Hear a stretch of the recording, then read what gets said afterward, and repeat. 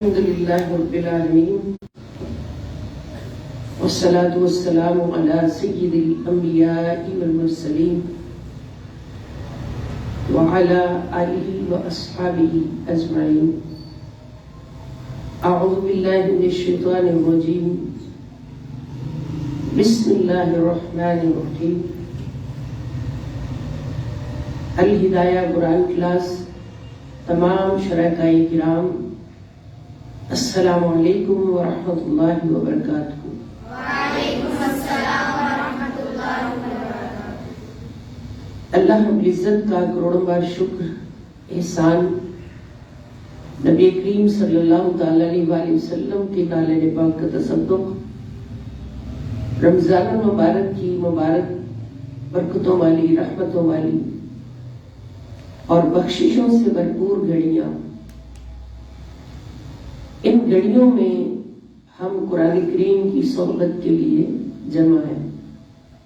قرآن کریم کے موضوعاتی دورہ سے فیض یاب ہونے کے لیے ایک بہت اہم موضوع پر ہماری اسٹڈی جاری ہے یکم رمضان مبارک سے، اور وہ بہت اہم موضوع جو صفات جس کے اندر آ جائیں تو وہ تہجد گزاروں سے بھی افضل اس کا درجہ ہو جاتا ہے، اور اللہ رب العزت کی بارگاہ اقدس میں وہ سب سے افضل ہو جاتا ہے، جس کے اندر یہ صفات جو ہم ڈسکس کر رہے ہیں یہ ہے الاخلاق الحسنہ، اخلاق حسن۔ اور ہم نے دیکھا ہے کہ قرآن کریم کے اندر جب یہ موضوع بیان ہوا ہے تو اس کے کتنی شاخیں ہیں اخلاق حسنہ کی، 28 سے زیادہ ہمارے پاس موضوعات موجود ہیں جو اخلاق حسنہ کے ذیل میں آتے ہیں۔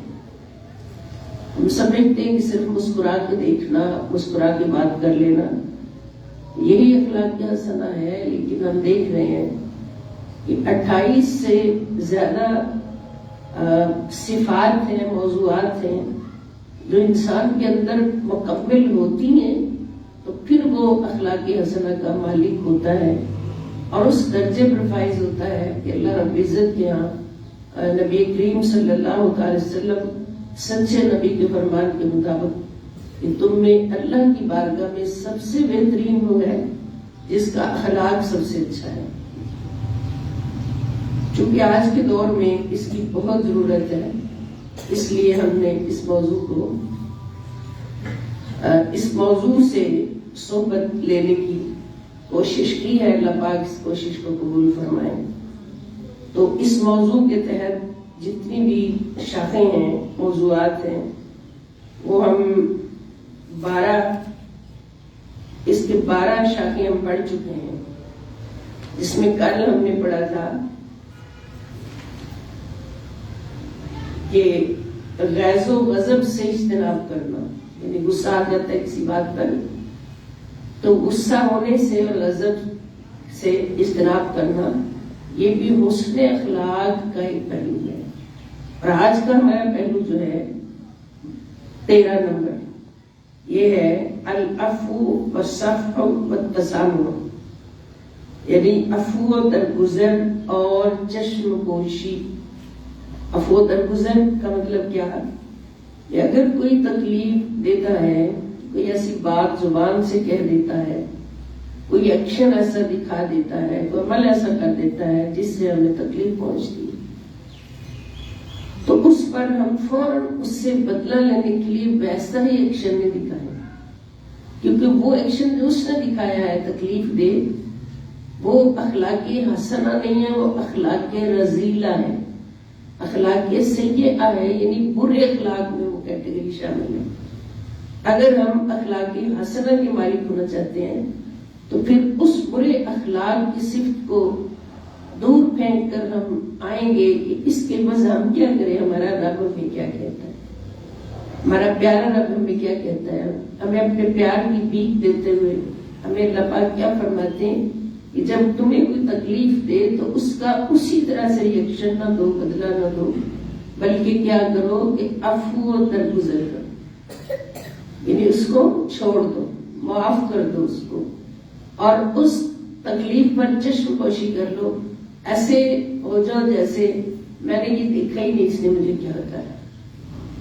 اب یہ کام دیکھنے میں بڑا مشکل ہے اور بڑا ہی مشکل ہے، جیسا کہ ہم کہتے ہیں، بلا شاہ صاحب کی بات بار بار دہراتے ہیں کہ نیکی کرنا، گناہ کرنا آسان ہے مگر نیکی کرنا مشکل ہے۔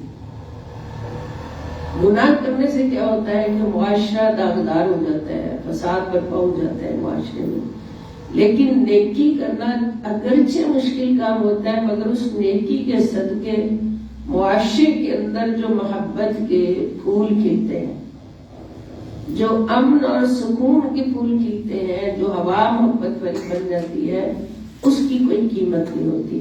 اور اگر ایک شخص کی وجہ سے ایسا ہو جائے کہ پورا معاشرہ جو ہے وہ خوشیوں کو گہوارہ بن جائے، تکلیفیں دور ہو جائیں اور سارے ہی سمجھ جائیں، جو تکلیفیں نہیں دیتے وہ تو سمجھے ہوئے ہیں، جو تکلیفیں دینے والے ہیں وہ بھی تکلیفیں دینے سے باز آتے ہیں اور سمجھ جائیں، تو پھر وہ شخص کتنا خوش قسمت ہے، اس نے صرف اتنا کیا کہ جو کسی نے اس کے ساتھ دکھ دیا، برائی کی، اس کا اس نے اسی طرح سے بدلہ نہیں لیا بلکہ قرآن کھولا اور اپنے رب سے پوچھا، مولا میں کیا کروں؟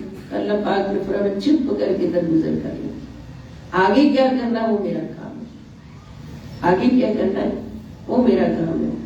اب جب انسان کو تکلیف پہنچتی ہے تو پھر وہ دکھی ہو کر بدلہ لینے کی کوشش کرتا ہے، لیکن اگر بدلہ نہیں لیتا، اللہ کا حکم مانتا ہے، اس موقع پر اللہ پاک فرماتے ہیں کہ عفو درگزر کرو گے تو معاشرہ جو ہے وہ فساد سے بچے گا۔ اللہ تعالیٰ جو حکم دیتے اس میں بہت بڑی حکمت ہوتی ہے، یعنی جس نیکی کا حکم دیتے اس میں بہت بڑی حکمت ہوتی ہے۔ نیکی کرنا مشکل ہوتی ہے مگر اس کا فائدہ بہت بڑا ہوتا ہے۔ نمبر ایک یہ، اگر اس طرح کا ماحول بن جائے گا کہ ایک گھر کے افراد میں یا ایک رشتہ داروں میں، معاشرے میں اور دوست احباب کی مجلس میں یا دوستی میں ایک بندہ دکھ دیتا ہے تو دوسرا سنتا ہی نہیں، سمجھے کیا کہا، چشم پوشی کر لیتا، یا سنا ہے اس نے، دل کو بہت دکھ پہنچا ہے مگر اس نے عفو درگزر سے کام لیا۔ پھر اس کے فوائد کیا ہوں گے جو قرآنی آیات حوالہ جات کے طور پہ اس میں موجود ہیں، ان کا نچوڑ ایک جملہ عرض کروں گی کہ معاشرہ فساد سے بچے گا۔ نمبر ایک، کیونکہ ایک نے دکھ دیا، دوسرے نے بدلہ لیا، پھر اس نے دیا، اس نے دیا، یہ سلسلہ جاری رہے گا۔ جیسے زمانے جاہلیت میں ہوتا تھا کہ کسی کا ایک قتل ہو گیا تو اس ایک قتل کے بدلے میں 100 سال تک، نسلوں تک وہ قتل کا بدلہ جاری رہتا تھا۔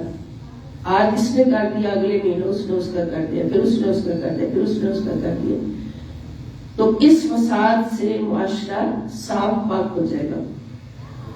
اور دوسرا فائدہ کیا ہوگا کہ اللہ کریم کا اس کو ساتھ نصیب ہوگا جس کو دکھ ملا ہے۔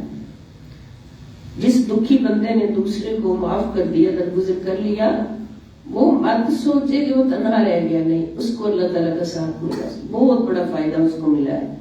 اور پھر تیسرا فائدہ جو ہمیں سمجھ آتا ہے کہ تکلیف جس نے دی ہے وہ تکلیفیں دینے کا عادی ہے، تو ایک دن ضرور ایسا آئے گا کہ وہ بھی ان ساری باتوں سے توبہ کر کے وہ بھی اس شخص کی طرح پرامن ہو جائے گا جو معاف کرنے کا عادی ہے۔ یعنی ایک اچھا بندہ معاشرے میں بیٹھا ہے، باقی اچھے نہیں ہیں، لیکن اس ایک اچھے کے صدقے سے، اس کی صحبت کے صدقے سے سارے اچھے ہو جائیں گے، سارے اچھے ہو جائیں گے۔ تو اگر معاف کرنے والا معاف کرے گا تو پھر کیا ہوگا کہ ایک دن ضرور ایسا آئے گا، یہ بھی پیچھے ہم پڑھ بھی چکے ہیں کہ اگر تم معاف کرنے کے عادی بن جاؤ گے تو پھر تمہارا جانی دشمن جو ہوگا وہ ایک دن ضرور آ کے تمہارے قدموں میں گرے گا اور معافی مانگے گا، کیونکہ وہ بھی تو آخر انسان ہے نا، اللہ کا پیدا کیا ہوا، اس کو احساس ہوگا۔ تو اس طرح سے پھر معاشرہ جو ہے بالکل ستھرا رہے گا، پرامن رہے گا۔ اور پھر چوتھا فائدہ کیا ہوگا عفو درگزر کرنے کا کہ پورا معاشرہ جو ہے وہ پرامن ہو جائے گا، اس میں فساد نہیں رہے گا۔ پھر اگلا فائدہ کیا ہوگا، یعنی ایک حکم اللہ پاک کا یہ ہے کہ جو جاہل ہو، مطلب بندہ یہ سوچے یہ بندہ تو جاہل رکتا ہی نہیں، جیسے کفار مکہ تھے، قریش مکہ تھے کہ نبی کریم صلی اللہ علیہ وسلم سے بڑھ کے کس کا درگزر ہو سکتا ہے، کہ حضور کو تو نعوذ باللہ پتھر بھی مارے گئے، گستاخیاں کی گئی، حضور کے راستے میں کانٹے بچھائے گئے، میرے رحمت للعالمین نبی پاک صلی اللہ علیہ وسلم کے اوپر نعوذ باللہ کوڑا تک پھینکا گیا، لیکن حضور صلی اللہ علیہ وسلم نے کبھی بھی کسی کو اف نہیں کہا۔ اللہ کا آرڈر تھا، اللہ تعالیٰ کی تربیت تھی، اللہ تعالیٰ کا آرڈر تھا کہ کسی کو بدلہ نہیں دینا ہے، کیونکہ حضور نے تو ساری کائنات کے لیے ایک مثال بننا ہے، پھر جو بندہ بدلہ نہیں لیتا، عفو درگزر کرتا، وہ ایک مثال بن جاتا ہے۔ تو اس سے اللہ تعالیٰ نے ہی اپنے نبی صلی اللہ علیہ وسلم سے فرمایا کہ کچھ جاہل لوگ ایسے ہیں جو باز نہیں آئیں گے، آپ کو تکلیفیں دیتے رہیں گے، آپ پھر ان سے کنارہ کشی کر لیجیے۔ اب حکم یہ ہو گیا نا، اگر کوئی تکلیف دینے سے باز ہی نہ آئے تو پھر کیا کرو، اس سے کنارہ کشی کر لو، اس سے الگ ہو جاؤ اس سے، تاکہ نہ اس کو تکلیف دینے کا موقع ملے اور نہ ہی آپ دکھی ہونے کا موقع ملے۔ اور اس کے بعد اگلا فائدہ یہ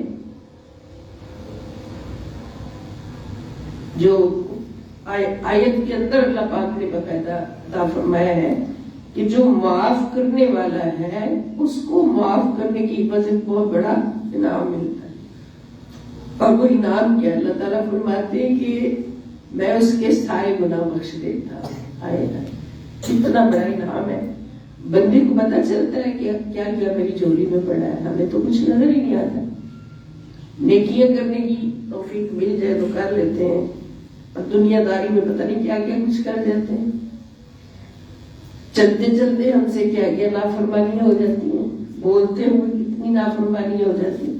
تو اللہ پاک فرماتے ہیں کہ جو میری رضا کی خاطر دوسروں کو معاف کر دیتا ہے، درگزر کرتا ہے، چشم پوشی کرتا ہے، پھر اس کا اجر اس کو کیا ملتا ہے کہ میں اس کے سارے گناہ معاف کر دیتا ہوں، اس کے سارے گناہ اس کو بخشے جاتے ہیں۔ تو یہ سارے فوائد ان آیات کریمہ سے جو ہم نے بھی پڑھنی ہے اور بھی جو آئیں گے انشاءاللہ ہم سمجھیں گے۔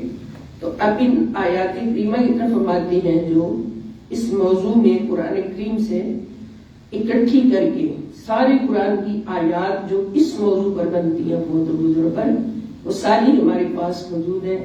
اگر ہم صرف قرآن پاک کھولتے تو ہمیں پورا قرآن تلاوت کرتے ہوئے ڈھونڈنی پڑتی تھی کہ وہ درگزر کی آیات کہاں کہاں پر ہیں، لیکن حضور شیخ الاسلام ڈاکٹر محمد طاہر القادری دامت ظلہ العالی، انہوں نے یہ قرآن انسائکلوپیڈیا لکھا 8 جلدوں پر مشتمل، اور اس میں ہر موضوع کے تحت آنے والی تمام آیات کو ایک جگہ اکٹھا کر دیا۔ اتنا بڑا تحفہ ہے۔ اب ہمیں یہ دیکھنے میں لگتا ہے پتہ نہیں منٹوں میں یہ کام ہو گیا ہوگا، 50 سال کی محنت ہے حضور شیخ الاسلام کی، مجدد رواں صدی کی۔ تو ذرا ہم سوچیں کہ ہم نے یہ 50 سال کیسے گزارے، اور جس بندے نے یہ کام کرتے 50 سال گزارے اس کا اللہ کی بارگاہ میں کیا مقام ہوگا۔ تو یہ ہمارے لیے آسانی ہوگی کہ اس موضوع پر ہمیں جتنی آیتیں قرآن کی پورے قرآن میں موجود ہے ساری ہمیں یہاں پر مل گئی۔ تو اس میں سب سے پہلا حوالہ سورۃ البقرہ آیت نمبر 109 ہے۔ اللہ پاک ارشاد فرماتے ہیں بسم اللہ الرحمن الرحیم فَاعْفُوا وَاصْفَحُوا حَتَّى يَأْتِيَ اللَّهُ بِأَمْرِهِ إِنَّ اللَّهَ عَلَى كُلِّ شَيْءٍ قَدِيرٌ۔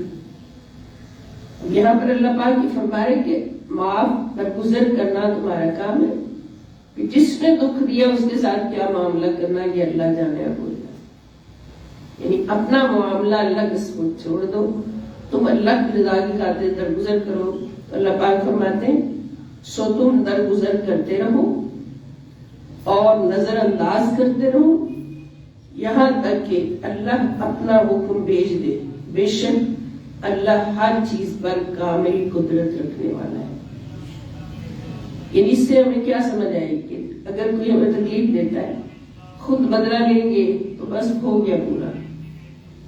نہ ہمارے لیے کوئی ثواب رہا نہ اس کے لیے کوئی بدلہ یا گناہ رہا, کام برابر ہو گیا. اب اگر ہمیں کسی نے تکلیف دی, ہم نے بدلہ نہیں لیا, درگزر کر دیا, چشم پوشی کر لی, اللہ کریم کا وعدہ آ گیا اس کے بدلے معاف کرنے والے بندے تمہارے سارے گناہ بخشے گئے, تمہارے سارے گناہ بخشے گئے. اور جس نے دکھ دیا تھا اس کو اللہ جانے کیا کرنا, پھر اس کا بدلہ اللہ کی طرف سے آتا ہے نا, اس کو خود بہت بدلہ مل جاتا ہے بشرطے کہ وہ معافی مانگ لے جس کو دکھ دیا اس سے, اور اللہ سے معافی مانگ لے تو اس کو معافی مل جائے گی, ورنہ اس کو اللہ کی طرف سے بدلہ ضرور ملے گا. سمجھ آئی نا؟ جیسے مولا علی شیر خدا سلام اللہ تعالی علیہ جو حضور علم کا شہر ہے تو علی اس کا دروازہ ہے. تو مولا علی میدان جنگ میں تھے تو کسی کافر کو گرایا, تلوار تانی ہوئی تھی اس کو مارنے کے لیے, تو اس نے آپ کے چہرہ مبارک پر نعوذ باللہ تھوکنے کی کوشش کی.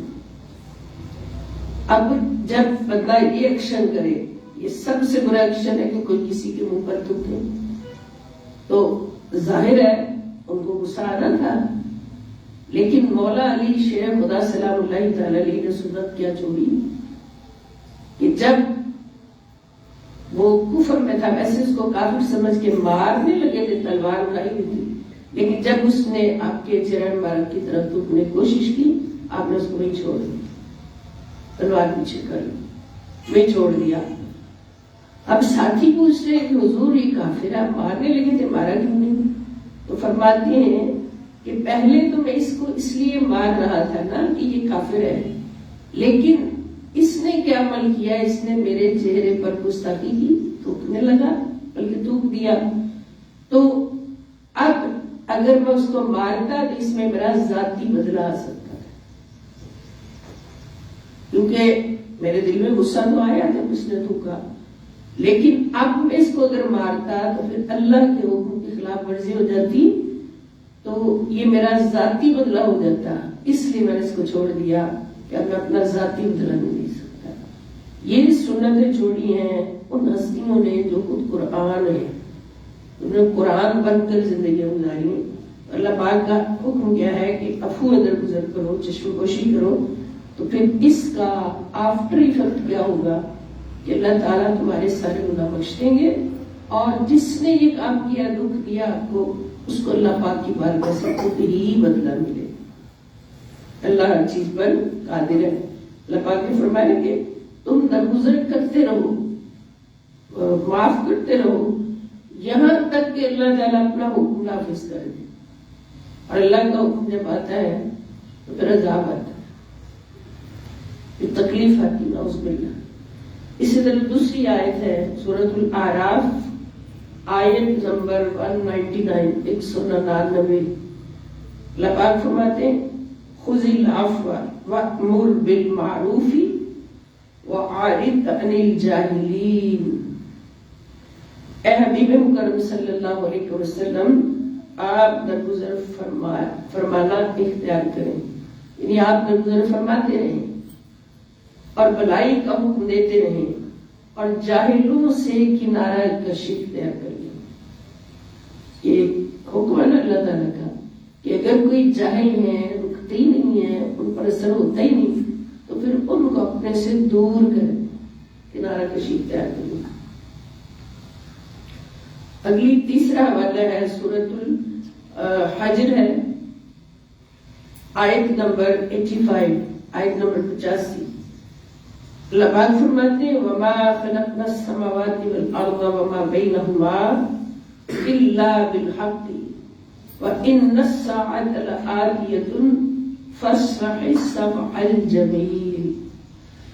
اللہ پاک فرماتے ہیں اور ہم نے آسمانوں اور زمین کو اور جو کچھ ان دونوں کے درمیان میں ہے ابس پیدا نہیں کیا، یعنی فضول پیدا نہیں کیا. آسمان ہے، زمینیں ہیں، اور جو کچھ بھی ان کے اندر، حتیٰ کہ ایک پتا بھی ہے، ایک ذرہ بھی ہے، اللہ تعالیٰ فرماتے ہیں اس کو بھی ہم نے ابس پیدا نہیں کیا. اور یقیناً قیامت کی گھڑی آنے والی ہے.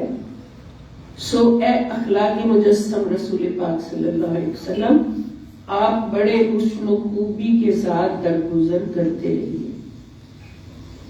درگزر کرتے رہیے کیونکہ یہ تھوڑی دنیا ہے، تھوڑی زندگی ہے، قیامت آنے والی ہے. تو اس دنیا میں اگر تکلیفیں برداشت کر کے نیکیوں کے بیج بوتے رہو گے تو پھر کیا ہوگا کہ ایک نہ ایک دن ضرور معاشرہ سارا نیک ہو جائے گا. ہماری طرف دے دے اور پتہ نہیں کتنے افو درگزر کرنے لگیں گے. تو آپ افو درگزر کرتے رہیں، یہ دنیا فانی ہے.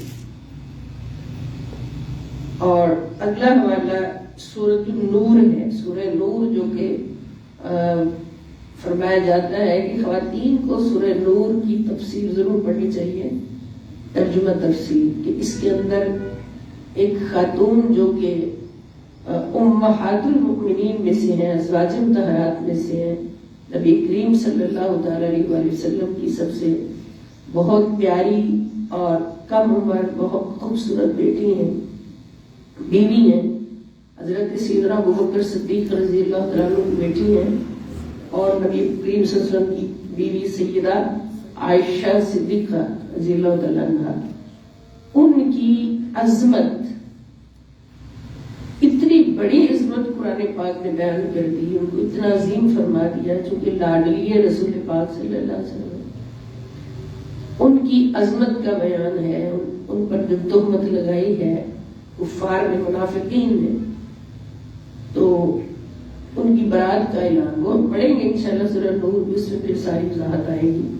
اور اس کے ساتھ سیدہ عائشہ صدیقہ سلام اللہ تعالی علیہا کے صدقے سے اس قرآن کریم میں خواتین کے لیے سارے احکام موجود ہیں کہ خاتون کو کیسا ہونا چاہیے معاشرے میں. اس کو پردے کا سارا اس میں قوانین موجود ہے، کتنا حجاب ضروری ہے وہ سارا موجود ہے. جو حجاب کرتی ہیں ان کا کیا مقام ہے، جو نہیں کرتی پھر خواتین پر کوئی تہمت لگا دیتا ہے تو اس کے بارے میں کوڑوں کی سزا لکھی گئی ہے.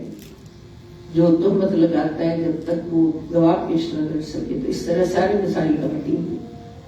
تو اس سورہ نور کے اندر ہی آیت ہے، اور اس کا بیک گراؤنڈ بھی کچھ اس طرح ہے کہ جب سیدہ عائشہ صدیقہ رضی اللہ تعالی عنہا پر منافقین نے تہمت لگائی تو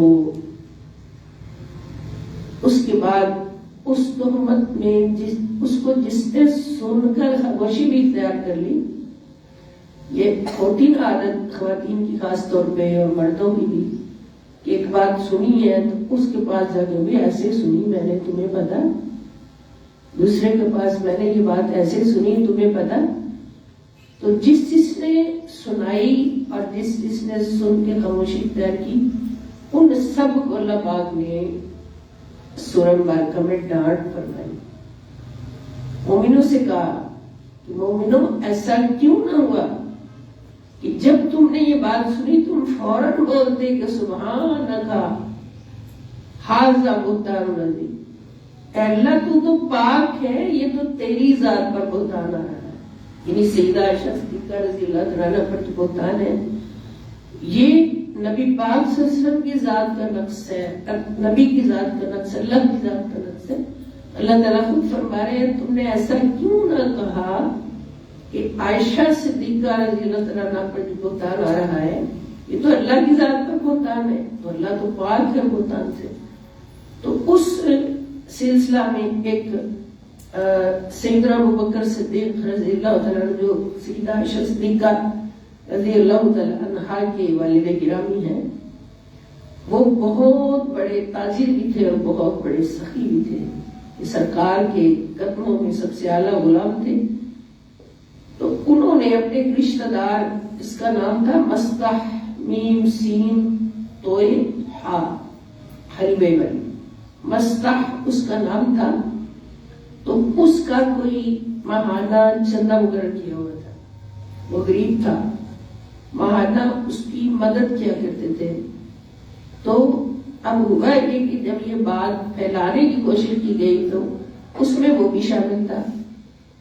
اس نے صرف اتنا کیا کہ سنی اور کسی اور سے بیان کر دی.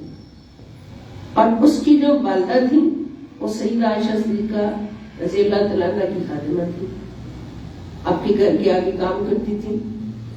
تو سیدہ عائشہ صدیقہ رضی اللہ تعالیٰ عنہ کی یہ شان ہے کہ حدیث مبارکہ میں آتا ہے کہ اتنی بھولی بھالی تھی، خوبصورت ریشم کا ٹکڑا، اتنی انوسنٹ بھولی بھالی کہ آٹا گوندتے گوندتے سو جاتی تھی. یہ آٹا گوند رہی ہے تو گوندتے گوندتے نیند آ رہی ہے، اور بکری آئی ہے آٹا کھا گئی اس میں سے، آٹے میں سے، اتنی بھولی بھالی. تو ان کی خدمت کے لیے اس کی والدہ کر رہی تھی. تو سیدہ عائشہ صدیقہ رضی اللہ تعالیٰ کو پتہ بھی نہیں تھا باہر کیا ہو رہا ہے، ان کو پتہ بھی نہیں تھا کہ باہر کیا ہو رہا ہے. تو ایک دن وہ مستہ کی ماں جو تھی وہ آپ کی خدمت میں تھی. تو انہوں نے کام کرتے ہوئے اپنے بیٹے کو بددعا دی کہ مستہ تیرا بیڑا غرق ہو، یا اس طرح کوئی بددعا دی. تو سیدہ عائشہ صدیقہ رضی اللہ عنہ نے فرمایا کہ تمہارا بیٹا ہے تو اس کو بددعا کیوں دے رہی. تو پھر اس نے بتایا کہ سیدہ جی آپ کو نہیں پتا کہ میں نے بددعا کیوں دی ہے. آپ نے فرمایا نہیں مجھے تو نہیں معلوم.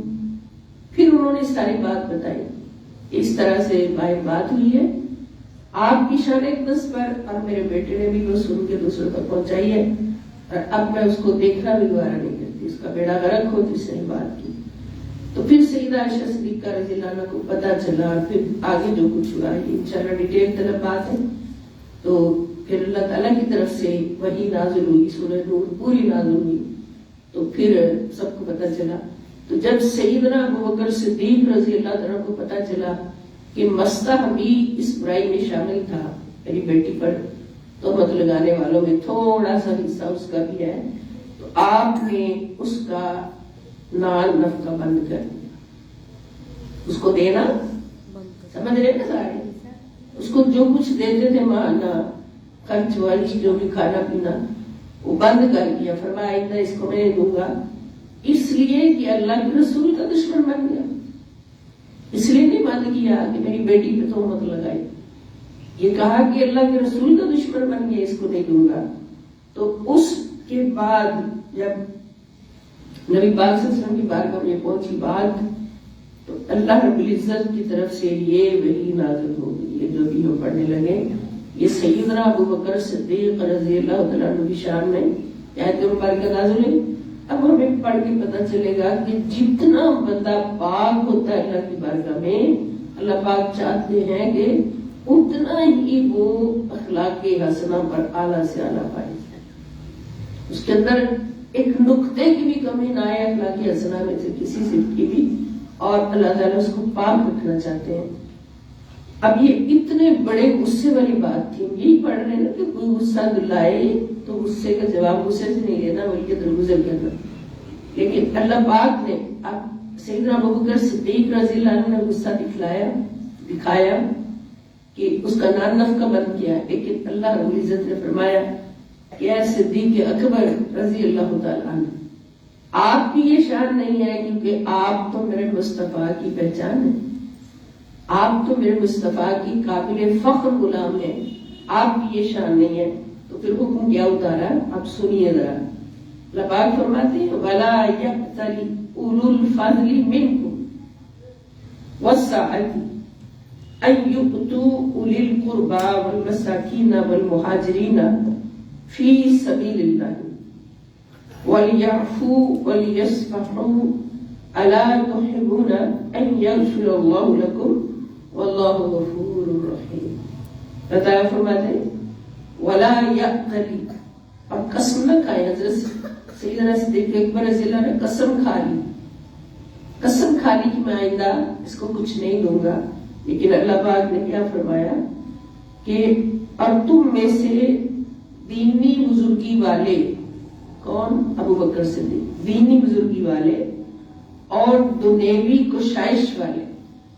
دین میں آپ کو بہت عظمت حاصل تھی اور دنیاوی طور پر آپ بہت مالدار تھے، تو تم میں سے دینی بزرگی والے اور دنیوی کوشش والے اب اس بات کی قسم نہ کھائیں کہ وہ اس بہتان کے جرم میں شریک رشتہ داروں اور محتاجوں اور اللہ کی راہ میں ہجرت کرنے والوں کو مالی امداد نہیں کریں گے. بات سمجھ آ گئی کہ جو اس بہتان میں شریک تھے ان رشتہ داروں کی، ان محتاجوں کی اور اللہ کی راہ میں ہجرت کرنے والوں کی امداد نہیں کریں گے. انہیں چاہیے کہ وہ ان کا قصور معاف کر دیں اور ان کی غلطی سے درگزر کریں. کیا تم اس بات کو پسند نہیں کرتے کہ اللہ تمہیں بخش دے اور اللہ بڑا بخشنے والا مہربان ہے. کتنی باتیں سمجھ آئی کہ جو دین میں بزرگی والے ہوتے ہیں ان کی شان نہیں گزرتی. یہ حکم تو سیدنا صدیق اکبر کے لیے ہے، لیکن آپ کی وساطت سے ہر اس بندے کے لیے جس مقام پر فائز ہو کہ دین میں اس کو عظمت حاصل ہو اور جن کے پاس دنیاوی کشائش ہو، دنیاوی مال و دولت فراخ ہو، زیادہ وسعت ہو، تو وہ کبھی بھی کسی سے بدلہ لیتے ہوئے اس کا نان نفقہ بند نہ کرے اور یہ قسم نہ کھائیں. اب سیدنا ابوبکر صدیق رضی اللہ عنہ کی طرف اشارہ کیا جا رہا ہے نا، اور وہ قسم نہ کھائیں کہ وہ ان کو نہیں دیں گے کچھ جو غریب ہیں، ان کے رشتہ دار ہیں، اور سب سے بڑھ کر یہ کہ وہ اللہ کی راہ میں ہجرت کرنے والے. اب یہ مسئلہ ان کی والدہ یہ مہاجرین میں شامل تھے، یعنی انہوں نے اللہ کی راہ میں ہجرت کی تھی. تو دیکھیں انہوں نے جو ایک نیک کام کیا ہجرت کا کام بہت بڑا تھا. میں نے عرض کیا تھا کہ سب سے سابقون جو صحابہ سب سے آگے صف والے، ان کے اندر دو خوبیاں، مہاجر بھی ہیں، بدری بھی ہیں، جنگ بدر میں بھی شامل ہوئے اور سب سے پہلے انہوں نے ہجرت بھی کی ہے. تو ہجرت کرنے کی وجہ سے صحابہ کا درجہ بلند ہو گیا، باقی ان سے جنہوں نے ہجرت نہیں کی تو وہ بھی ہجرت کرنے والے تھے. تو اس ہجرت کی وجہ سے اللہ پاک نے مسئلہ کو معاف کر ایک نیک کام کیا نا، اس کی وجہ اس کا مطلب کسی نے کوئی بڑی نیکی کی ہو ماضی میں تو اس سے کوئی گناہ ہو جائے، کوئی برائی ہو جائے، اللہ تعالیٰ اس نیکی کو دیکھتے ہوئے اس کو معاف کر دیتے ہیں.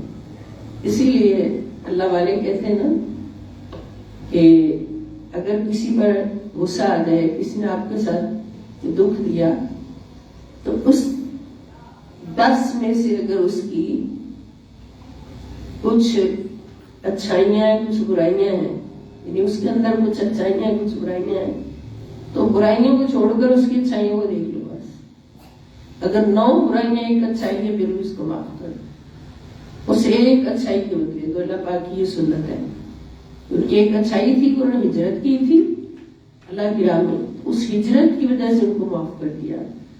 اور سیدنا ابوبکر صدیق رضی اللہ عنہ کو فرما دیا کہ ابوبکر آپ کی یہ شان نہیں ہے، آپ دین میں اتنے بلند ہیں، دنیاوی طور پر بھی مال و دولت آپ کے پاس بہت ہے، آپ کی یہ شان نہیں کہ آپ بدلہ لیں اور بدلہ لیتے ہوئے کسی غریب کا نان نفقہ بند کر دیں. تو یہ ان کو معاف کر دیں، ان کو معاف کر دیں اور ان کی غلطی سے درگزر کریں. کیا تم اس بات کو پسند نہیں کرتے کہ اللہ تعالیٰ تمہیں بخشے؟ یعنی یہ میسیج تو ہمارے لیے نا. سیدنا صدیق اکبر تو ان 70,000 میں صفحے اول میں ہے، بلکہ سب سے آگے جن کو اللہ تعالیٰ بے حساب بخشے گا. تو یہ ہمارے لیے میسج ہے کہ اگر ہم اس طرح کا کام کرتے ہیں عفو درگزر کا، تو پھر اس کے بدلے میں اللہ تعالیٰ ہمارے گناہوں کو بخش دیتے، ہمارے پچھلے جو گناہ ہو چکے ان کو بخش دیتے ہیں، اگلے گناہوں سے بچاتے ہیں. گناہ کرنے کی توفیق نہیں ہوتی. اور پھر جس نے ماضی میں کوئی بڑا گناہ کیا ہو تو بڑی نیکی کی ہو، ماضی میں کوئی بڑی نیکی کی ہو، تو پھر وہ کوئی گناہ کر بھی لے تو اس نیکی کو دیکھتے ہوئے اللہ تعالیٰ اس کو معاف کر دیتے. یہ سورہ نور کی آیت نمبر 22 تھی جو پڑھی ہم نے، اور اگلی آیت ہے سورہ شورا کی آیت نمبر 40، آیت نمبر 40۔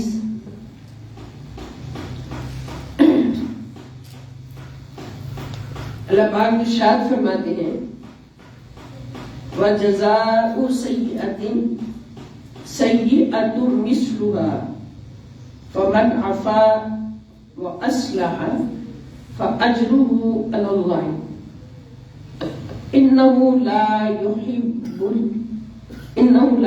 الظَّالِمِينَ۔ اللہ پاک فرماتے اور برائی کا بدلہ اسی برائی کی مثل ہوتا ہے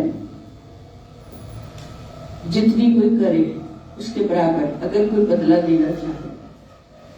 پھر جس نے معاف کر دیا، بدلہ نہیں لیا، اور معافی کے ذریعہ اصلاح کی، تو اس کا اجر اللہ کے ذمہ ہے۔ یعنی کسی نے آپ سے برائی کی ہے، دل دکھایا ہے، آپ چاہیں تو اس کا بدلہ لے لیں، چاہیں تو بدلہ لے لیں، بدلہ لینے میں گناہ نہیں ہوگا، اجازت ہے، مگر ساتھ ہی اللہ پاک فرماتے ہیں کہ میرے پیارو بدلہ لینے سے بہتر ہے کہ تم سے معاف کر، کیونکہ معاف کرنے میں وہ سارے فائدے ملیں گے جو ابھی ہم نے پڑھے کہ اس سے معاشرہ پرسکون ہو جائے گا اور فساد سے بچ جائیں گے، گناہ بخشے جائیں گے۔ پھر جس نے معاف کر دیا اور معافی کے لیے اصلاح کر لی تو اس کا اجر اللہ کی ذمہ ہے، بے شک وہ ظالموں کو دوست نہیں رکھتا۔ جو ظالم ہوتے ہیں وہ اللہ کی طرف سے دور ہوتے ہیں، جتنے بڑے ظالم ہوتے ہیں اتنے اللہ پاک کی بارگاہ سے دور ہوتے ہیں۔ اس کے برعکس جتنے رحم دل ہوتے ہیں، جتنے عادل ہوتے ہیں، نیک ہوتے ہیں اور بدلہ نہیں لینے والے ہوتے ہیں، وہ اللہ تعالیٰ کے اتنا ہی قریب ہوتے ہیں۔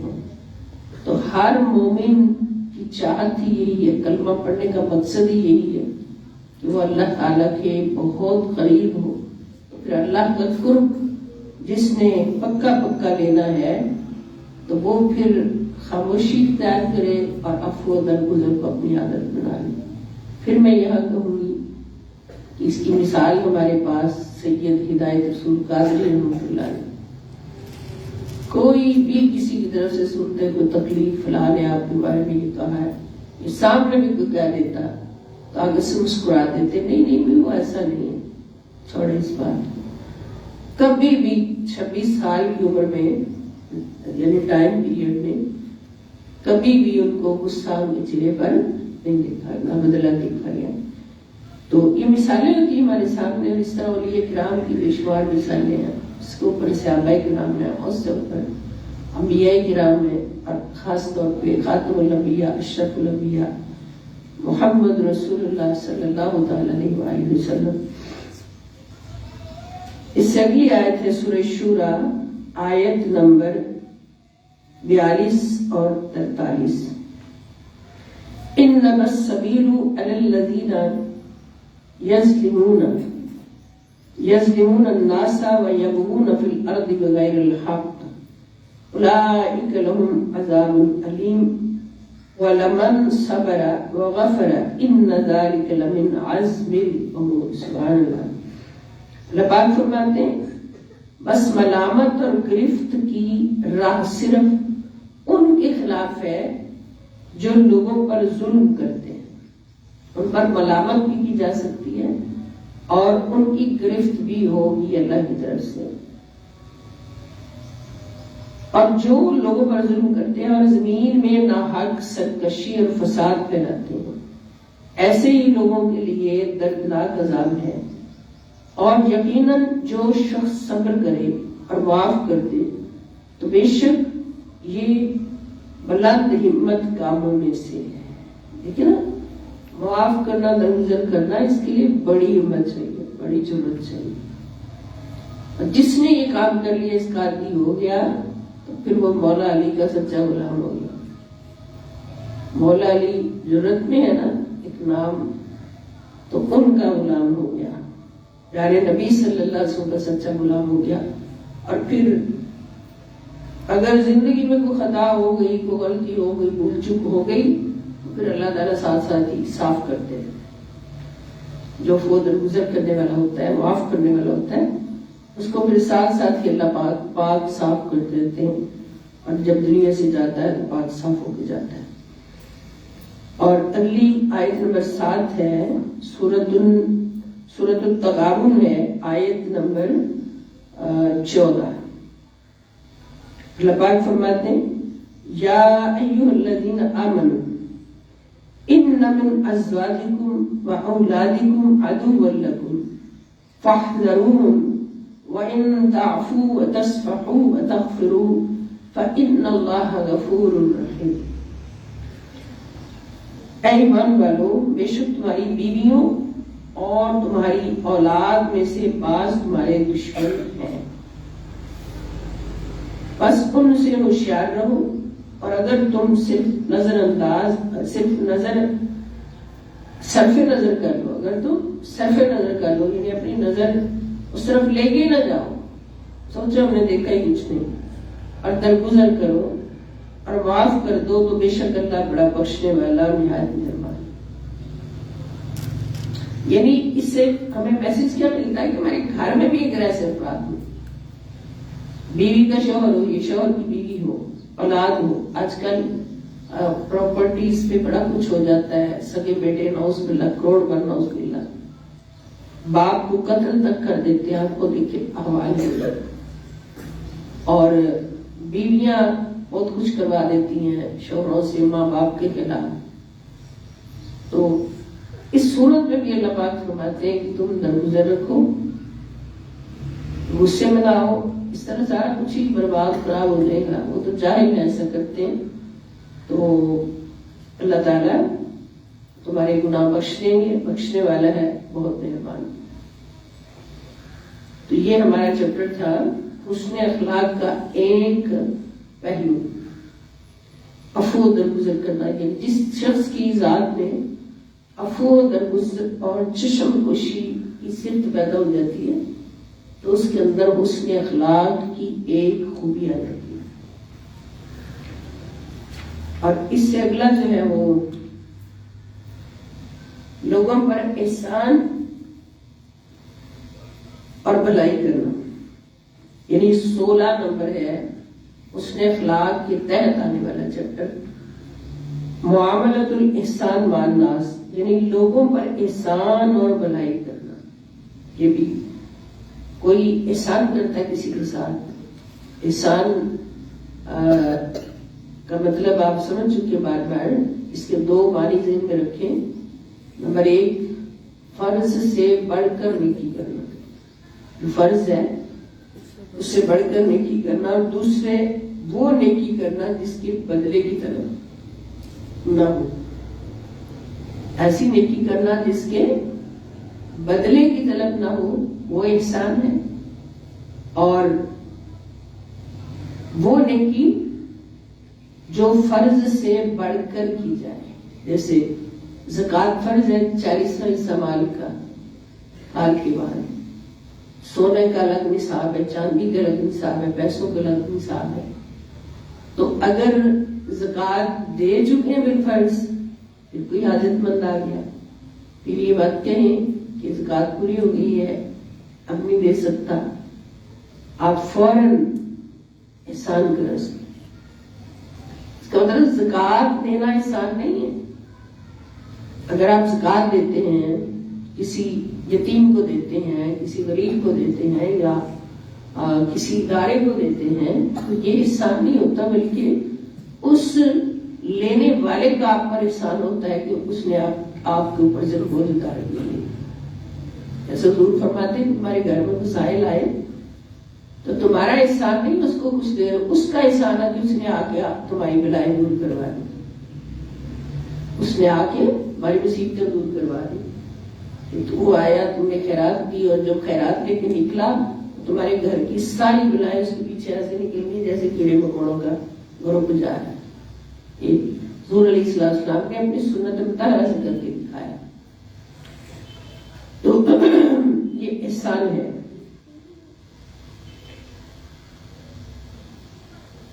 تو جو زکات دیتا ہے اس پر احسان ہے لینے والے کا، اس کے لیے. اور تمہارا احسان کیا ہوگا کہ تم زکات سے بڑھ کر خرچ کرو، یہ احسان میں آئے گا. اور نماز 5 فرض ہے، اب 5 سے زائد نمازیں پڑھیں، یہ احسان میں آ رہی ہے. روزے 30 فرض ہیں، 30 روزوں سے الگ اور روزے رکھو، یہ احسان ہوگا. یعنی جو فرض ہے اس سے بڑھ کر نیکی کرنا، یہ احسان ہے. اور والدین کی جب بات آتی ہے تو اللہ تعالیٰ وہاں فرض کا ذکر ہی نہیں فرماتے. اللہ پاک فرماتے ہیں بالوالدین احسانا، کہ جتنا کر سکتے ہو والدین کے ساتھ بلائی، ادب، احترام، تعلیم، محبت، یعنی احسان کی حد تک لے جاؤ، یہ ضروری ہے. یا یہ نہیں کہا جائے گا کہ والدین کی اتنی خدمت، اتنی محبت، اتنی ذات ضروری ہے، یہی فرض ہے، اتنا ہی کافی ہے. نہیں، فرض بتایا ہی نہیں. فرض احسان کو ہی کر دیا کہ والدین پر احسان کرو. گنتی شمار ہی نہ کرو کہ والدین کے ساتھ کیا کیا نیکیاں کر دی ہیں اور کیا کیا کرنی. تو احسان اور بلائی جو ہے یہ بھی حسن اخلاق کا ایک پہلو ہے. اس میں سب سے پہلا حوالہ سورۃ البقرہ ہے، آیت نمبر 195. اللہ پاک فرماتے ہیں انفقوا فی سبیل اللہ ولا تلقوا بأیدیکم الی التہلکۃ واحسنوا ان اللہ یحب المحسنین. اور اللہ کی راہ میں خرچ کرو اور اپنے ہی ہاتھوں خود کو ہلاکت میں نہ ڈالو، اور نیکی اختیار کرو، بے شک اللہ نیکوکاروں سے محبت فرماتا ہے. اب دیکھیں اللہ کی راہ میں خرچ کرو، اس کے ساتھ ہی جملہ کیا جوڑا کہ اپنے آپ کو اپنے ہاتھوں ہلاکت میں نہ ڈالو. بولا یہ ہلاکت کیا ہے؟ صاف ظاہر اللہ کی راہ میں خرچ کرنا زندگی ہے، زندگی ہے، تندرستی ہے. اور ہوتے ہوئے نہ خرچ کرنا یہ اپنے آپ کو ہلاکت میں ڈالنا. یعنی جو اس سے الٹ کرے گا، خرچ نہیں کرے گا، جمع کرتا جائے گا، جمع کرتا جائے گا، پھر وہی مال اس کے لیے وبال جان بن جائے گا. اب یہ ہم اپنی آنکھوں سے دیکھتے ہیں کہ والد نے ساری زندگی محنت کی ہو، بہت مقامات پر ایسا دیکھا، اور وہ جمع ہی کرتا چلا گیا، جمع ہی کرتا، آخر کار کل نفس ذائقۃ الموت، بندے نے مرنا. اب وہی مال جو اس نے محبت سے جمع کیا تھا، اس کا آخری وقت آ گیا یا وہ وقت بھی گزر گیا، پیچھے اولاد کا کیا بنا؟ اولاد آپس میں لڑ لڑ کے مر گئی. اس پیسے، اس پراپرٹی پر جو والد نے جمع کی تھی، اللہ کے نام میں خرچ کرنے سے بھی گریز کیا تھا، پھر وہی ہلاکت بن گئی. اس کے اپنے لیے بھی، اس کے لیے وہ تو دنیا کا مال تھا، دنیا میں ڈھیر لگا رہا، قبر میں کچھ بھی نہیں اس کے ساتھ کیا. جو اس نے خرچ کر دیا اللہ کے نام میں، اس کے ساتھ ساتھ اس کے جانے سے پہلے قبر میں جمع ہو گیا، خوشبوؤں کی صورت میں، محلات کی صورت میں، باغات کی صورت میں. اور جو بچا کے رکھتا رہا، جو خرچ کرنا تھا وہ بھی نہیں کیا، زکات بھی پوری ادا نہیں کی، کسی کو ضرورت پوری نہیں کی، پھر وہ کیا ہوا؟ وہ مال تو پڑا ہے ویسے کہ ویسے، وہ قبر میں چلا گیا، وہاں تو کچھ بھی نہیں ہے، نعوذ باللہ. تو اس کو ہلاکت کہتے ہیں. پھر بعد میں بچے پکڑ رہے ہیں، کہتا ہے میں نے زیادہ محنت کی، میرا زیادہ حصہ ہو، کہتا ہے میرا زیادہ حصہ.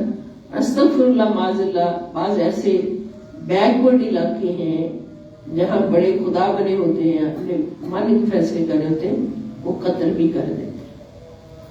اور پھر وہ کیا کرتے ہیں؟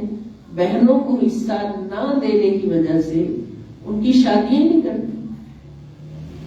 اتنے بڑے بڑے ظلم کرتے ہیں کہ بہنوں کو بٹھائے رکھتے ہیں کہ اگر ان کی شادی کی تو کیا اتنا ہمارا جو پراپرٹی کا حصہ ہے یہ دوسروں کے پاس چلا جائے گا. بہن کو بیچاری کو بٹھائے رکھتے ہیں. تو یہ ساری چیزیں ہلاکت کے تحت آ جاتی ہیں. جو مال اللہ کی راہ میں خرچ نہیں ہوا وہ ہلاکت بن گیا. اس کے لیے بھی جس نے جمع کیا اس کو آگے جا کے کچھ بھی نہیں ملا، خدا نخواستہ اور جن کے لیے جمع کیا ان پر بھی وہ غالبان جان بنا ہوا ہے کہ بھائی بھائی کو مار رہے ہیں، کہیں بہنوں کو کنوارے بٹھا رہے ہیں. یہ جو جاہلیت والے معاشرے وہاں ابھی بھی ایسا ہو رہا ہے. اس لیے والدین کو یہ سوچ لینا چاہیے کہ اپنی زندگی میں سارا کچھ کر جائے اور اپنے لیے بچا کے ضرور کچھ رکھیں جو قبر میں کے کام آئے اور حشر میں کام آئے. کوئی ایسا کام کرے کہ آگے جاتے اس مال کا ان کو آگے بھی فائدہ پہنچا ہوا ہو اور جنت کے دروازے کھلے ہوئے ہوں.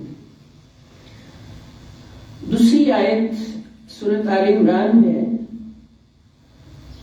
الذین ينفقون فی السراء والضراء والکاظمین الغیظ والعافین عن الناس واللہ یحب المحسنین. اب یہ سارے دیکھیں جو احسان اور بھلائی کرنے والے، ہر کیٹیگری کو اللہ پاک محسنین فرما رہے ہیں، احسان کرنے والے. اور محسنین وہ کیٹیگری ہے بندوں کی کہ جس کو اللہ تعالیٰ فرماتے ہیں کہ میں تمہارا محب ہوں، عاشق ہوں اور تم میرے محبوب ہو. اللہ پاک فرماتے ہیں یہ وہ لوگ ہیں، یعنی اپنے نیک بندوں کی پہچان، اپنے پیارے بندوں کی پہچان، یہ وہ لوگ ہیں جو فراخی اور تنگی دونوں حالتوں میں خرچ کرتے ہیں اور غصہ ضبط کرنے والے ہیں اور لوگوں سے ان کی غلطیوں پر درگزر کرنے والے ہیں اور اللہ احسان کرنے والوں سے محبت کرنا. تینوں کیٹیگریز آ گئی نا اس نے اخلاق کی کہ وہ اللہ کی راہ میں خرچ بھی کرتے ہیں، غصے کو ضبط بھی کرتے ہیں، لوگوں کی غلطیوں سے درگزر بھی کرتے ہیں اور اللہ تعالیٰ ان احسان کرنے والوں کو محبت کرتا ہے. تو یہ ساری چیزیں احسان میں آ جاتی ہیں. سورۃ النساء آیت نمبر 125 اللہ پاک فرماتے وَمَنْ أَحْسَنُ دِينًا مِّمَّنْ أَسْلَمَ وَجْهَهُ لِلَّهِ وَهُوَ مُحْسِنٌ وَاتَّبَعَ مِلَّةَ إِبْرَاهِيمَ حَنِيفًا وَاتَّخَذَ اللَّهُ إِبْرَاهِيمَ خَلِيلًا.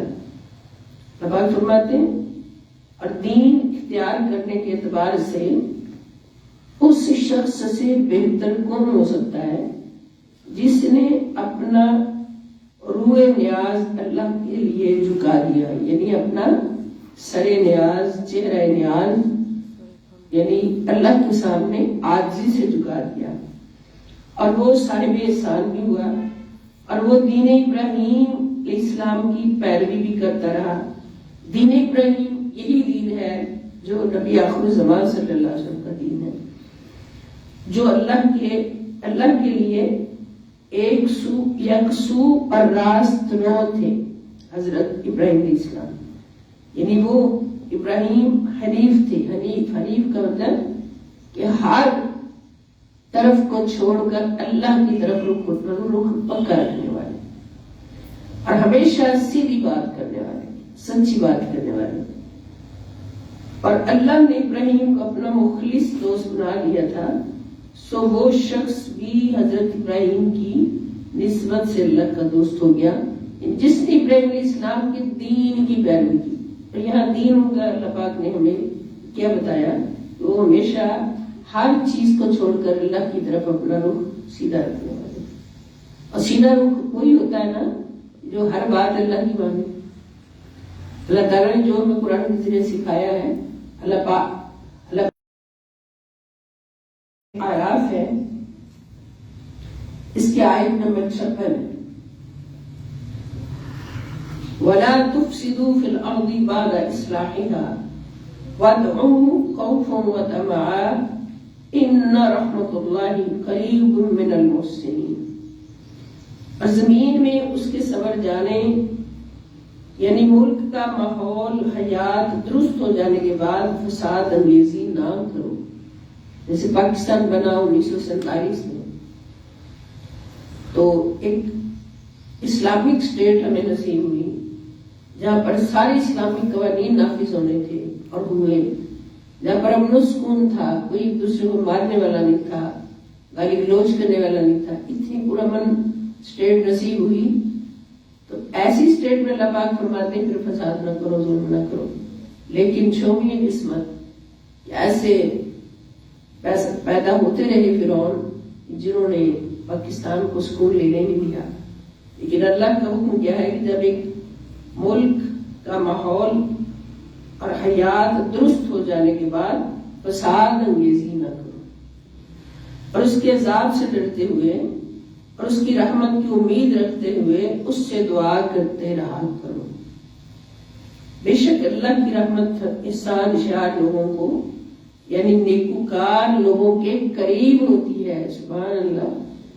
जो लोग एहसान करने वाले होते हैं, नेकियां करने वाले होते हैं, अल्लाह की हर बात मानने वाले होते हैं, तो अल्लाह की रहमत उनके क्या होती है? करीब होती है। तो जब चाहें ऐसे इशारा करें अल्लाह की रहमत बरसने से, दुआ करो। इसलिए कहते हैं ना वो लोग मुस्तजाब दावत होते हैं, उनके पास दुआ के लिए आए, उधर दुआ के लिए गए, उधर दुआ पूरी हुई होती है, अल्लाह की रहमत मिली होती है। इसलिए वो अल्लाह के करीब रहते हैं। अब जो मालिक के हर वक्त करीब रहे और कोई शर्त ना उसकी, मालिक मुझे ये देगा तो मैं करीब आऊंगा, ये देगा तो करीब आऊंगा, खुद को निसार करके सर झुका दिया, दिल झुका दिया, सब कुछ झुका दिया, तो फिर क्या होता है कि मालिक हमेशा उसके चेहरे को देखता है कि मेरा ये नौकर कैसे खुश होगा। फिर वो एक दिन जरूर पूछता है, एक ना एक दिन जरूर पूछता है कि भाई सदा तुमने मुझे राजी किया, अब मेरे नौकरा मेरी कमियां तुम ही तो दस, तेनू क्यों राजी, तू कैसे राजी होगा। तो फिर बंदा जो कहता है मौला दिल में सोचता है, जुबान पे नहीं डालता, दिल में सोचता है, मतलब उसी वक्त बता, उसी वक्त बता फरमा। हजरत रबिया रज़ियल्लाहु तआला हुजूर के सहाबी थे प्यारे, तो वो हर वक्त उनकी ड्यूटी थी हुजूर अलैहिस्सलाम की खिदमत करना, आपकी खिदमत में सफाई करना, हुजूर अलैहिस्सलाम की रिहाइशगाह की, फिर आपके जूते मुबारक झाड़ के साफ करके रखना, वुजू करवाना, गर्म पानी करना। सुभान अल्लाह, कुर्बान जाए उनके मुकद्दर पे कि सारी जन्नतें उनके मुकद्दर पे कुर्बान जो हुजूर की खिदमत करते थे। तो हुजूर अलैहिस्सलाम बड़ा खुश हुए, इतने खुश थे। एक दिन सरकार ने खुद पूछा आका अलैहिस्सलाम ने कि रबिया तुम्हारी खिदमत पर आज मैं बहुत खुश हूँ। वो खुश, उनकी तो खुशी की इंतहा नहीं होगी। तो आका ने फरमाया अब आज तुम मांगो, क्या मांगना है, जो तुम मांगोगे अल्लाह के रसूल तुम्हें अता फरमाएंगे। तो हज़रत रबिया ने सर झुका के रोते हुए अर्ज़ की, या रसूलल्लाह सल्लल्लाहु अलैहि वसल्लम, यहाँ तो हर घड़ी में अपने आका के कदमों में होता हूँ, हर वक्त आका का मुखड़ा देखता रहता हूँ, यादें करता रहता हूँ, कभी कदम चूमता हूँ, कभी जोड़े चूमता हूँ, कभी दस्तबोसी करता हूँ आका, लेकिन मुझे गम लगा हुआ है, गम लगा हुआ है।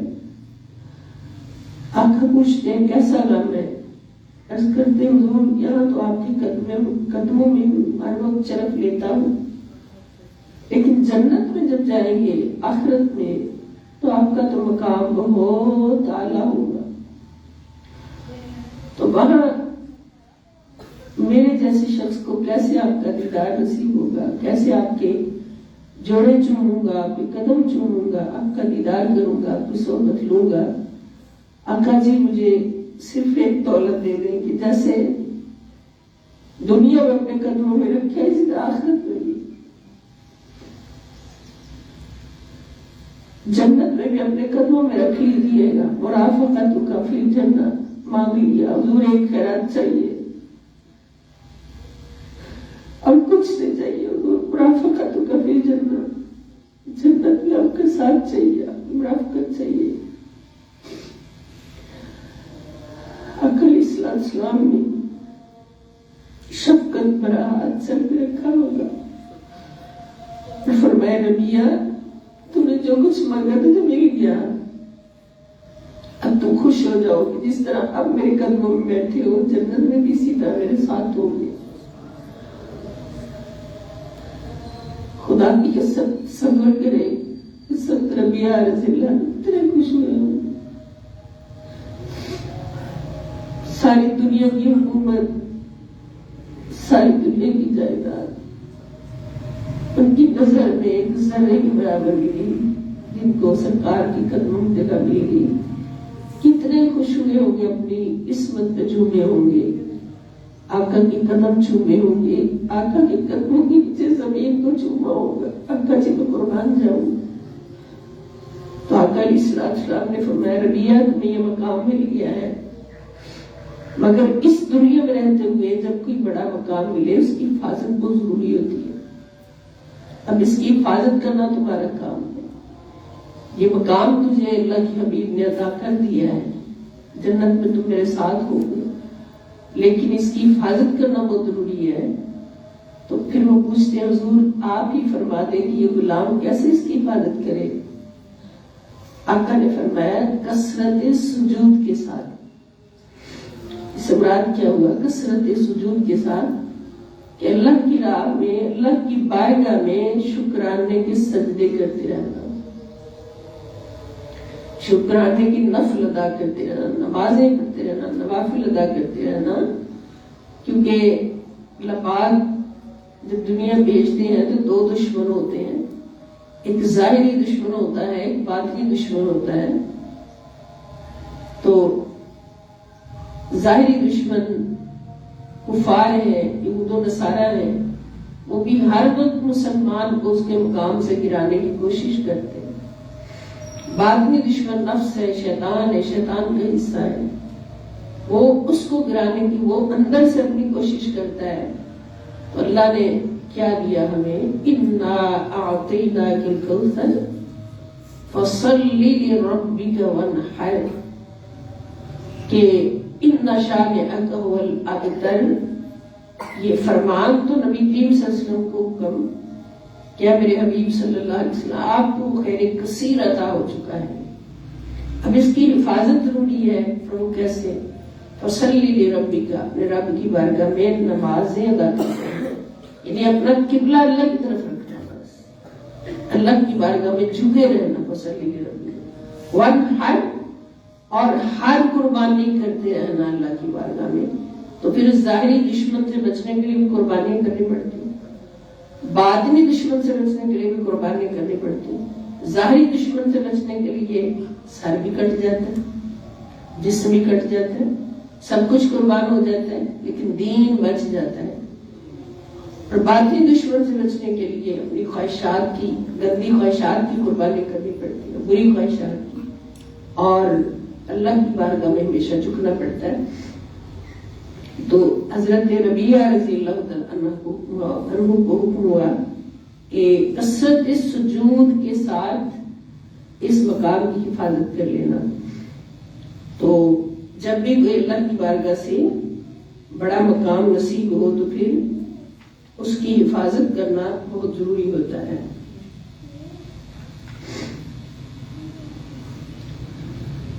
سورہ توبہ آیت نمبر 91، اللہ پاک فرماتے ہیں لَيْسَ عَلَى الضُّعَفَاءِ وَلَا عَلَى الْمَرْضَىٰ وَلَا عَلَى الَّذِينَ لَا يَجِدُونَ مَا يُنْفِقُونَ حَرَجٌ إِذَا نَصَحُوا لِلَّهِ وَرَسُولِهِ مَا عَلَى الْمُحْسِنِينَ مِنْ سَبِيلٍ وَاللَّهُ غَفُورٌ رَحِيمٌ۔ اللہ پاک فرماتے ہیں ضعیفوں کمزوروں پر کوئی گناہ نہیں، اور نہ بیماروں پر، اور نہ ہی ایسے لوگوں پر جو اس قدر وسعت بھی نہیں پاتے جسے خرچ کریں، جبکہ وہ اللہ اور اس کے رسول صلی اللہ علیہ وسلم کے خالص اور مخلص ہو چکے ہیں۔ ان پر کوئی گناہ نہیں کہ وہ جہاد پر نہ نکلے۔ نیکوکاروں یعنی صاحبان احسان پر الزام کی کوئی راہ نہیں، اور اللہ بڑا بخشنے والا اور نہایت رحم کرنے والا ہے۔ یہ سورہ توبہ ہے۔ جس میں جنگ پر جانے کا حکم ہوا تھا، تو پھر کچھ لوگ دنیاوی غرض کی وجہ سے نہیں جانا چاہتے تھے، پھر اس میں کافی ایسے احکام نازل ہوئے۔ سورہ نحل ہے، آیت نمبر 90، اللہ پاک فرماتے ہیں بے شک اللہ ہر ایک کے ساتھ عدل اور احسان کا حکم فرماتا ہے، اور قرابت داروں کو دیتے رہنے کا، اور بے حیائی اور برے کاموں اور سرکشی اور نافرمانی سے منع فرماتا ہے۔ وہ تمہیں نصیحت فرماتا ہے تاکہ تم خوب یاد رکھو۔ یہ ساری باتیں احسان میں آ جاتی ہیں، اور اس میں عفو و درگزر ضروری اس لیے کہ ہو سکتا ہے کوئی رشتہ دار آپ کو کوئی تکلیف پہنچائے، نقصان پہنچائے، تو پھر اس کو دینا نہیں رکنا، اس کو دیتے رہنا اللہ کی رضا کی۔ اور پھر سورہ عنکبوت آیت نمبر 69، اور جو لوگ ہمارے حق میں جہاد اور مجاہدہ کرتے ہیں تو ہم یقیناً انہیں اپنی طرف راہیں دکھا دیتے ہیں، اپنی طرف آنے کی اور ملنے کی راہیں دکھا دیتے ہیں۔ اور بے شک اللہ صاحبان احسان کو اپنی معیت سے نوازتا ہے، یعنی احسان کرنے والوں کو اللہ تعالیٰ، یہ احسان اور بھلائی کی بات ہو رہی ہے، احسان کرنے والوں کو اپنی معیت سے یعنی اپنا ساتھ دینے سے نوازتا ہے، اللہ تعالیٰ ان کے ساتھ ہو جاتا ہے۔ تو صبر کر لیجیے کہ اللہ رب العزت ان کو اپنے پاس بٹھا لیتا ہے، اپنے قریب بٹھا لیتا ہے، قریب کر لیتا ہے۔ دور بیٹھے ہوتے ہیں، اب یہ مثال سے میں بات سمجھ آ جائے گی کہ ایک اللہ کا نیک بندہ ہے، اللہ کا ولی کامل ہے، پیر ہے، مرشد ہے، اسٹیج پہ بیٹھا، کوئی پیچھے بیٹھا ہوتا ہے، اتنی دنیا میں اس پہ نظر جاتی ہے، اور اس کو کہتا ہے اٹھ کے آ گیا ہوں، اور وہ جب اس کو اشارہ کرتا ہے اٹھ کے آ گیا ہو، یہاں بیٹھو، تو اس مرید کا خوشی سے کوئی حال نہیں ہوتا، اور اس کو سالوں تک اس بات کو یاد رہتا ہے کہ میرے مرشد پاک نے مجھے یہ کہا تھا، اسٹیج پہ بیٹھ میرے مرشد کو میرے ساتھ اتنا پیار ہے، اتنا پیار ہے، میں اتنی دور بیٹھا تھا، اشارہ کر کے کہا اٹھ کے ادھر آؤ، میرے پاس بیٹھو، کتنا بڑا شرف ہے۔ تو جب ایک بندہ احسان کرتا ہے، اللہ کی راہ میں خرچ کرتا ہے، بھلائی کرتا ہے دوسروں کے ساتھ، برائی کا بدلہ بھلائی میں دیتا ہے، احسان کرتا ہے، تو پھر اللہ تعالیٰ کیا فرماتے ہیں، وہ بندے پیچھے کیوں بیٹھا ہے، اٹھ کے ادھر آ گئے، اٹھ کے ادھر آ گئے۔ پھر اس کو فیل کیسے کرتا ہے، اس کے دل کو اتنا سکون مل چکا ہوتا ہے، اس کا دل اتنا پرسکون ہو چکا ہوتا ہے، اس کا عقل و شعور جو ہے وہ نکھر چکا ہوتا ہے، پھر وہ دنیا کی طرف اس کا میلان کم ہو جاتا ہے، دنیا کی طرف یعنی وہ دنیا کو دیکھتا ہی نہیں کدھر ہے، سوائے اس کے جو اس کے اپنے معمولات ادا کرنے، فرائض ڈیوٹیاں ادا کرنی ہے۔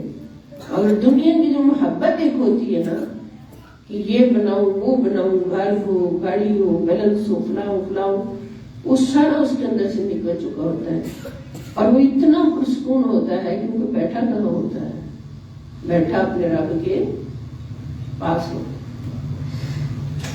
اس کو پھر نہ کوئی دکھ لگتا ہے، نہ کوئی دنیا کا سکھ لگتا ہے، مطلب میرے پاس اتنا بڑا سکھ ہے، یہ کیا چیز ہے، یہ مقام ان لوگوں کا جن کو اللہ تعالیٰ فرماتے ہیں کہ میں پھر ان کے ساتھ ہو جاتا ہوں۔ ان اللہ مع المحسنین۔ اور اسی طرح سورۃ لقمان آیت نمبر 22 ہے، اللہ پاک فرماتے ہیں جو شخص اپنا رخ اطاعت کا رخ اللہ کی طرف جھکا دے اور وہ اپنے عمل اور حال میں صاحب احسان بھی ہو تو اس نے مضبوط حلقہ کو پختگی سے تھام لیا اور سب کاموں کا انجام اللہ ہی کی طرف۔ مضبوط کڑے کو پختہ تھام لیا اور ہر کام کا انجام تو اللہ کے پاس ہے۔ جس نے کیا کیا، اپنا رخ اطاعت اللہ کی طرف موڑ لیا اور ہمیشہ اپنے رب کے آگے جھکا رہا اور اپنے ہر عمل اور حال کے ساتھ صاحب احسان ہو گیا، احسان کرنے لگ گیا۔ پھر سورہ زمر آیت نمبر 10 اللہ پاک فرماتے اے میرے محبوب صلی اللہ علیہ وسلم، میری طرف سے فرما دیجئے اے میرے بندو جو ایمان لائے ہو اپنے رب کا تقوی اختیار کرتے رہو، ایسے ہی لوگوں کے لیے جو اس دنیا میں صاحب احسان ہوئے بہترین صلاح ہے اور اللہ کی سرزمین کو شادہ ہے۔ بلا شبہ صبر کرنے والوں کو ان کا اجر بے حساب اور بے انداز ملے گا، پورا کیا جائے گا، یعنی جنہوں نے صبر کیا اور احسان کیا ان کا بے حساب اجر ہوگا آخرت میں بھی۔ دنیا میں رہتے ہوئے ان کو اللہ تعالیٰ کا ساتھ نصیب ہو گیا اور آخرت میں بھی ان کا اجر بے حساب ہوگا۔ اور آخری آیت اس سلسلہ میں سورہ رحمان کی ہے، آیت نمبر 60۔ اللہ پاک فرماتے ہیں حل جزاء الاحسان الا الاحسان، کہ نیکی کا بدلہ نیکی کے سوا کچھ نہیں ہے۔ کسی نے اپنے ساتھ برائی کی، ہم نے اس کے ساتھ نیکی کی تو پھر اللہ نے ہمیں نیکی کا بدلہ دیا، اس کی برائی کا بدلہ اللہ پاک کے ذمہ، ہمیں نیکی کا بدلہ مل گیا۔ تو یہ ہم نے 2 چیپٹر پڑھے ہیں آج کے اخلاق حسنہ کے تحت۔ ان کو یاد رکھنا، ایک عفو درگزر اور چشم پوشی ہے اور دوسرا لوگوں پر احسان اور بھلائی کرنا ہے۔ کاش یہ ساری صفات ہمارے اندر اس طرح سے جڑ جائیں جیسے ہیرے موتی ہوتے ہیں۔ تو ایک لباس عام ہوتا ہے، اس پہ داغ دھبے لگے ہوتے ہیں، ایک لباس ایسا ہوتا ہے ہیرے موتیوں سے جڑا ہوتا ہے، تو پھر سب کی نظروں کا اٹریکشن کا مرکز کون سا لباس ہوتا ہے؟ دونوں ہی ہوتے ہیں، تو میلا کچیلا ہے، گندا مندا ہے، وہ بھی ہوتا ہے۔ لوگ دیکھتے ہیں کہ اس کو تمیز نہیں لباس پہننے کی، اس کا لباس ایک فنکشن میں آیا، اس کا لباس پہننے کی اس کو پتا نہیں۔ اور دوسرا جو ہیروں موتیوں سے جڑا ہوتا ہے، بات بڑی غور کرنے کی ہے، اس کی طرف بھی لوگوں کی توجہ ہوتی ہے اور اس کی جہت اور ہوتی ہے کہ اس بندے نے اتنا اعلیٰ لباس کیسے خرید لیا، یہ تو لاکھوں کی قیمت میں ہے، کروڑوں کی قیمت میں ہے، تو اس پر جو ایک ہیرا لگا وہ بھی بڑا قیمتی ہے، اس نے کیسے؟ ماشاءاللہ بہت خوبصورت ہے، بہت خوبصورت ہے، ہر کوئی کیا کہتا ہے ماشاءاللہ بہت خوبصورت ہے، یہ لباس پہن کر آپ بہت پیارے لگ رہے ہیں۔ تو نیکیوں کا لباس جو ہے وہ ہیرے جواہرات سے جڑا ہوا لباس ہے، اور جو برائیوں کا لباس ہے وہ داغ دھبے والا لباس ہے، نعوذ باللہ، وہ کتنا ہی خوبصورت کوئی پہن لے مگر آخر کار وہ داغ دھبے ہیں۔ تو پھر قیامت کے دن یہاں تو نہیں بیٹھ رہنا جو کچھ بھی کر لیا، تو جیسے بابا فرید فرماتے ہیں کہ چٹی چادر عملہ والی انہوں داغ نہ لامی جڑیاں، چٹی چادر عملہ والی انہوں داغ نہ لامی جڑیاں، حشر دہاڑے پھر نہ اکھی ہائے ربا کی بڑے۔ 4 دن زندگی ملی تھی تو میں اس 4 دن کی زندگی میں اتنی پیاری چادر پہ داغ لگا کے لے آیا کہ کاش میں چادر چٹی سفید لے کے آتا۔ اس چادر سے مراد کیا ہے؟ ایمان کی چادر ہے، نیک اعمال کی چادر ہے۔ تو اللہ تعالی ہمیں ایمان، احسان، نیکی، عفو درگزر، محبت خدا، محبت مصطفیٰ صلی اللہ علیہ وسلم کے خوبصورت لباس پہننے کی توفیق عطا فرمائے۔ پیچھے پڑھ چکے ہیں نا، لباس التقویٰ ذالک خیر، تقویٰ والا لباس ہی سب سے بہتر ہے۔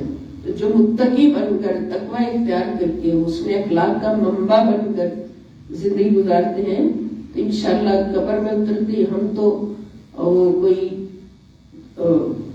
اتنے گز کا کفن ہوتا ہے وہ پہنا کے قبر میں اتارتے ہیں یا خود جائیں گے انشاءاللہ، لیکن قبر میں اترتے ہی لباس ایسا خوبصورت ہو جائے گا ہیروں جواہرات سے جڑا ہوا کہ سرکار آئیں گے اور مسکرا کے دیکھیں گے اور بات بن جائے۔ یا پھر میں کہوں گی سخیاں تو سبھی کرتی ہیں یاد اپنے پیا کو، لیکن وہ سہاگن ہے جسے کر لے پیا یاد۔ جو پیا کو پسند آ گئی وہی سہاگن ہے. اور پھر پیا کو پسند وہی آتی ہے نا جو بہت خوبصورت سجی ہوتی ہے اور پیارا لباس پہنا ہوتا ہے. تو اللہ تعالیٰ ہمیں ایسی ہی پیا کی سہاگن بننے کی توفیق عطا فرمائے. وما علی الا البلاغ. والسلام علیکم ورحمۃ اللہ وبرکاتہ. وعلیکم السلام.